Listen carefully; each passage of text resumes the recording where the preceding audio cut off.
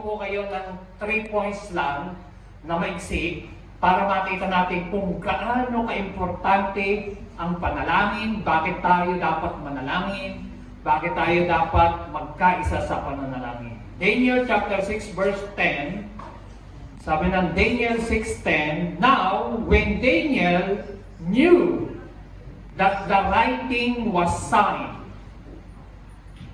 he went into his house, and his windows being open in his chamber toward Jerusalem, he kneeled upon his knees 3 times a day, and prayed, and gave thanks before his God, as he did aforetime."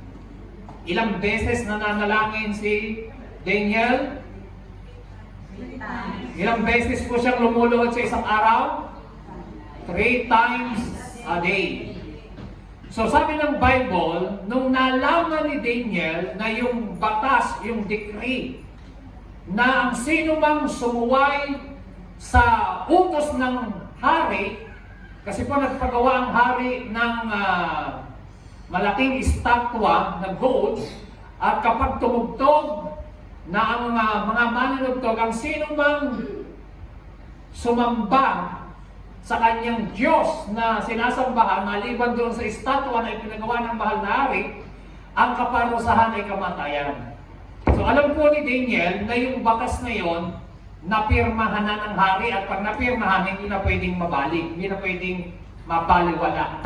So alam ni Daniel na delikado ang kanyang buhay dahil siya ay hinahanapan ng kanyang mga kasamahan sa kaharian sa Babylonia ng butas para maisumbong sa hari dahil maraming naiinggit sa kanya.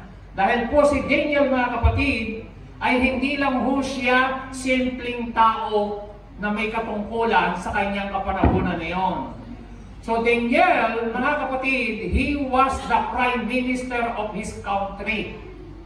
Amen ho ba? Amen. Daniel, second in authority only to the king. Pangalawa po siya sa hari.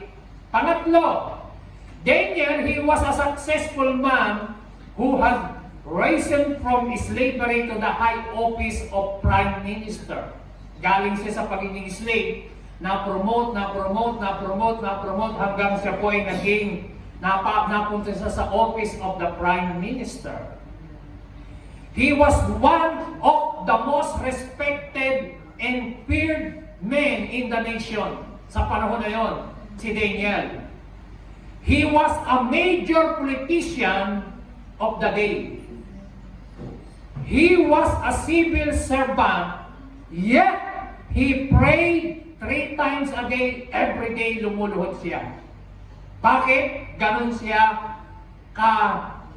katindi sa panalangin. Kasi alam niya na wala hong katagumpayan na mangyayari kung hindi tayo mananalangin. So number 1, nung nalaman ni Daniel na pinirmahan na ng mahal na hari ang batas, hindi lang po siya nag-pray dahil pwede siyang humarap sa trouble o problem.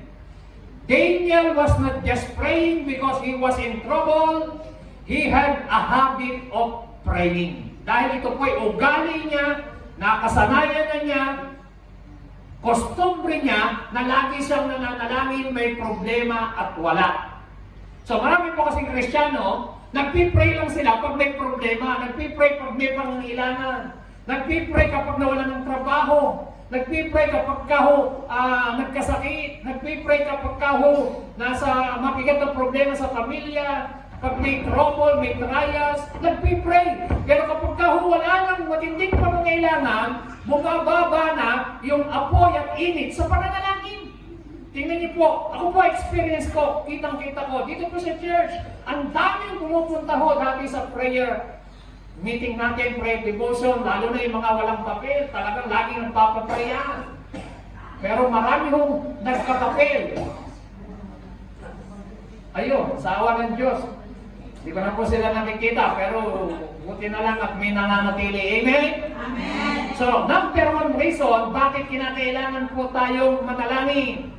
Number one, why prayer is very important? Very important because prayer is important in acquiring and sustaining the blessing of God. Uulitin ko, kailangan natin ang panalangin para ma-acquire, makuha mo, makamit mo yung hinihingi mo sa Lord at ma-maintain mo yung blessing ng Diyos sa iyo. So hindi ibig sabihin, bless ka ngayon ay bless ka habang buhay kung ikaw ay hihinto sa panalangin at paglapit sa Panginoon. Hindi ibig sabihin, tagumpay ka ngayon ay tagumpay ka habang buhay kung hihinto ka sa panalangin at sa Panginoon. Hindi ibig sabihin, marami kang naipon na pera o naka-invest ka, marami kang mga negosyo, ay tuloy-tuloy ang paglago niya kung tayo ay hihinto sa prayer at sa Panginoon. So prayer, mga kapatid, ay susi para po ma-acquire at ma-sustain, ma-maintain natin yung blessing ng Lord na maging tuloy-tuloy ang daloy at dating sa buhay natin. Amin na ba? Amen. So, marami po akong kilala at alam ng mga tao pinagpala. Pero nung matapos ko silang i-bless, huminto sila sa Panginoon. Ang blessing, mga kapatid, pwedeng mawala. Example po sa Bible, tingnan niyo po. Hindi mo ba alam natin yung prodigal son? Yung kanyang blessing galing sa Ama. Parte niya yon. Kaya lang, yung kanyang blessing, ginamit niya sa palunging pamumuhay.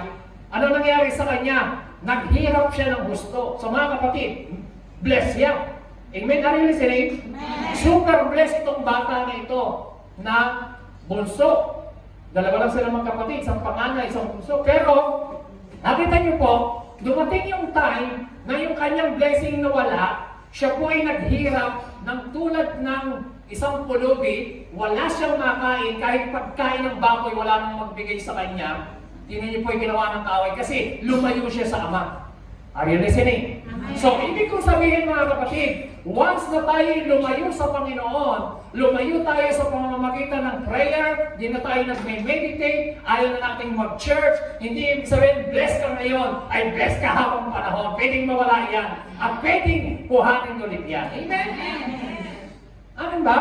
Pero yung blessing na yan, kamukha ni Hope, sabi ni Satanas sa Diyos, kaya lang naglilingkod yan kasi pinagpapala mo, ba't hindi mo subukan? Ang sabi ni Lord, sige, bahala ka na, pero yung buhay, huwag mong gagalawin. Hawak pa rin ng Diyos yung buhay ni Hope. Pero ano nangyari kay Hope? Yung kanyang blessing, nawalang lahat. Namatay ang mga anak, nawalang lahat ng ari-arian, namatay ang mga katulong, namatay ang mga hayupan. Si Hope nagkasakit mula ulo hanggang paa. Pero alam niyo, makikita niyo, sa last chapter ng book ni Hope, si Hope, ipinanalangin yung kanyang mga kaibigan na mga nagtaksil sa kanya. Pati kaibigan niya, iniwan siya. At alam niyo, ang sabi ng Bible, pinagpala ulit ng Diyos si Hope at dinoble pa yung kanyang mga blessing. So mga kapatid, number one, bakit napakahalaga ang prayer? Prayer is important in acquiring and sustaining the blessing of God. Kung gusto mong ma-maintain ang relasyon mo sa Panginoon sa pamamagitan ng prayer and reading, meditation ng kanyang salita. Number two, prayer. Bakit kinakailangan po nating maintindihan na prayer is very important? Because prayer is our spiritual weapon. Sabihin niyo po, prayer is my spiritual weapon. Mga kapatid, sa Biblia, marami pong weapons. Actually, meron po akong bagong libro. Ang title po ay 101 Weapons in the Bible. Ang dami, 101. Isa po rito ay the name of Jesus, the blood of Jesus, the power of yung praise and worship, prayer. Pero mga kapatid, lahat po ng mga weapons na yan, ay may nag-interpret back, nagtatranslate sa kanya, Brother Juno. So, ang weapons, mga kapatid, napakahalaga. Prayer. Sabi natin, prayer. So, kapag hindi ka nag-prayer, nagpe-pray, ang kaaway, binibigyan mo ng pagkakataon na makasingit, makapasok sa iyo. Wala kang sandata na pang-atake sa kanya. Kasi po, ang tanging lang na pwede nating magamit sa kalaban na weapon sa pag-atake sa kanya, prayer. Yung blood ni Jesus, pwede mong i-apply yan through prayer. Yung the name of Jesus through prayer. So mga kapatid, ang sabi po ng 2 Corinthians 10:3, for though we live in the world, we do not wage war as the world does. The weapons we fight with are not the weapons of the world. On the contrary, they have divine power. Sabihin niyo po, divine power. Divine power. Sabihin niyo po, divine power. Divine power. To demolish strongholds. So mga kapatid, ang prayer, ito ay weapons mo, at hindi lang basta weapon, kundi meron kang divine power. Sabi niyo ulit, divine power. Divine power. Naintindihan niyo ba ang divine power? Meron kang divine power mula sa Panginoon to demolish stronghold. Alam niyo po yung stronghold ho sa kaisipan. Ang stronghold po, meron pong mga stronghold na dapat nating maintindihan. Ang stronghold ho, hindi basta-basta yung nasisira at nawawala, nadi-destroy. Kasi po ito po ay na-build mula po ng ating pagkabata. Tumanda ho tayo, kung tayo po ngayon ay 50 years na, maaaring mula bata hanggang 50 yan, na-build yan. Ang tagal. Are you listening? Amen. Amen ba? Amen. So hindi basta-basta yan, nabibuild ang stronghold. Nadi-destroy ang stronghold. Sorry. Ito po, kailangan natin ng divine power. Sabi niyo po, divine power. Divine power. Ang divine power po natin through prayer. Kasi po ito po ay ating weapons, sandata, pananalangin. Anong klaseng power? Power to demolish stronghold. Ang stronghold po ay sa kaisipan. Ang demonyo, kinakas out. Are you listening? Amen. Ang stronghold, kinakas down.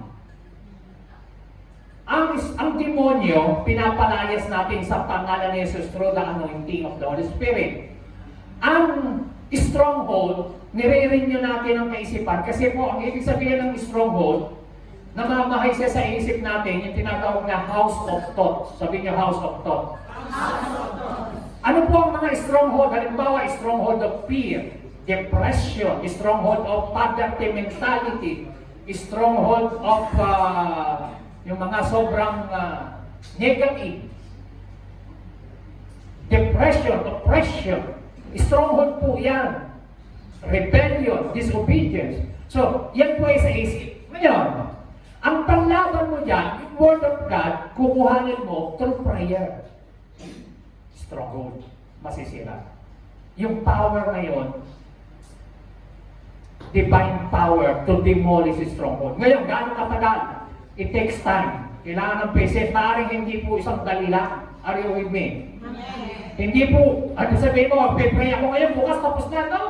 Kailangan mo ng tuloy-tuloy, tiyaga, pasensya, tuloy-tuloy na pananalangin, pagbabasa ng Word of God. Kasi nga po, ang kaaway, hindi lang po ganun kadali na masira po natin yung stronghold ngayon. Ang sabi ng Bible, Matthew 12:39, or again, how can anyone enter a strong man's house and carry off his possession unless he first ties up the strong man?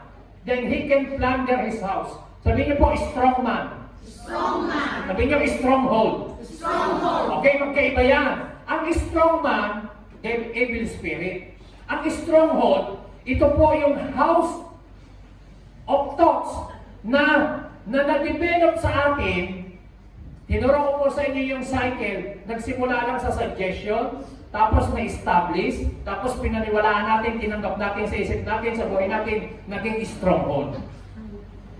Okay? So, mga kapatid, ang prayer, napakahalaga. Because prayer is our spiritual weapon. Kaya kung hindi ka nagpipray, may baril ka, pero hindi mo ginagamit. May sandata ka, pero hindi mo ginagamit. Kaya kung gusto mong makalaban, maka-atake against the enemy, mag-pray ka. At yun ko ituturo mamaya ang yung detail. Amen o ba? Amen. Praise God. Last po. Last, prayer is the source of our power and protection. Kung bakit ho? Very important. Mga kapatid, makinig kayo. Yung trabaho natin, importante. Amen ba? Amen. Hello? Amen. Yung ating pamilya, importante? Amen. Yung ating mga anak, importante? Yung bang education nila, importante? Yung bang ating mga negosyo, kabuhayan, importante? Yung bang ating mga transaksyon, mga plano, mga ginagawa, importante? Yung bang ating paglilingkod sa Diyos, importante? Ang pagpunta ba sa church, importante? So, mga kapatid, makinig kayo, lahat ng ginagawa natin, lahat yan ay importante. Importante na ikaw ay magpaawit, importante na ikaw ay mag-media ministry, importante na ikaw ay mag-cell group, importante na ikaw ay magturo, mag-preach, importante ang iyong pamilya, importante ang iyong negosyo, importante ang iyong mga anak, importante ang iyong marriage. Pero sasabihin ko sa inyo, mas importante ang panalangin. Amen? Sabihin niyo po, prayer is very important. Prayer is very important. So hindi lang importante, kundi very important dahil hindi ka magkakaroon ng matagumpay na iglesia kung walang panalangin. Hindi ka magkakaroon ng matagumpay na negosyo kung walang panalangin. Hindi ka magkakaroon ng masaya at matagumpay na pamilya kung walang panalangin. Hindi makakatapos ang iyong mga anak ng magandang pagtatapos, karoon ng magandang trabaho kung hindi mo ipag-pray. So sa madaling salita, lahat ng bagay na meron ka importante, pero mas importante higit sa lahat ng bagay ay ang pananalangin. Prayer is very important. Sabi niyo, prayer is very important. Sa Bible po mga kapatid, kung bakit importante ang prayer, ang mga disipulo, 120 disciples, nung nagsimula ang church, 10 days silang nanalangin bago sila napuspos ng kapangyarihan ng Espiritu. So prayer is the source of power and protection. Amen? Nung ang mga disipulo, inuusik sila, gusto silang patigilin at ikulong, nag-pray sila. Prayer is the source of protection. So, bakit mapakahalaga ang prayer? Si Jesus Christ, mga kapatid, iniiwan niya ang mga libo-libong tao pupunta sa bundok para lang makipag-usap sa Ama para manalangin. So, kung kay Kristo, very important ang prayer, how much tayo pa kaya? Tayo ba? Ang magmamalaki? Si Kristo, very dependent sa Ama sa prayer. Tayo pa kaya ang magmamalaki na, hindi ako mag-pray. Basahin niyo po ang Bible. Si Kristo, nag-spend ng time the whole night sa Panginoon sa prayer, kinabukasan, pinili niya yung 12 disciples. So mga kapatid, kung si Kristo nagsimula ang kanyang ministry, nung siya bautismuhan ni John the Baptist sa prayer, and the prayer, sabi doon, when he was baptized, the heaven was open. Bumubukas ang langit ka pa nagpipray ka. So mga kapatid, prayer is very important. It is the source of power and protection. Palakpakan natin ang Panginoon. Amen? Praise God. Hallelujah. Praise the Lord. Prayer is very important. Amen? Very important kay Moses, sa mga disipulo, sa mga propeta, sa mga lingkod ng Diyos. Mga kapatid, para sa atin, prayer is very important. Si David yung Ketchuk, pinakamalaking church sa buong mundo. Bakit kailangan mag-pray siya ng 3 to 5 hours every day? Because prayer is very important. Mga kapatid, kung hindi importante sa iyo ang prayer, parang mong sinabing hindi importante ang pakikipag-relasyon sa Diyos. Because prayer is relationship with God. Prayer is communion with God. Prayer is very important. Tayo po lang tayo manalangin. Panginoon, salamat po sa aming word na napakinggan, na pahalagahan namin muli ang aming pakikipag-usap sa iyo, pananalangin. Lord, i-bless niyo po ang aming prayer chain fasting at saka po ang aming overnight prayer na gagawin sa October 22 and 29. Maraming pong salamat. Ilagay niyo po sa bawat puso ng bawat isa yung kahalagahan ng pananalangin. Kaya din Lord, yung aming mga ipagkakalaong ngayon na thanks and offering ngayon pa lamang, i-bless niyo po kanilang mga trabaho, kanilang mga pangangailangan pinansyal, i-bless niyo po sila. We give you all the glory in Jesus' name. Amen.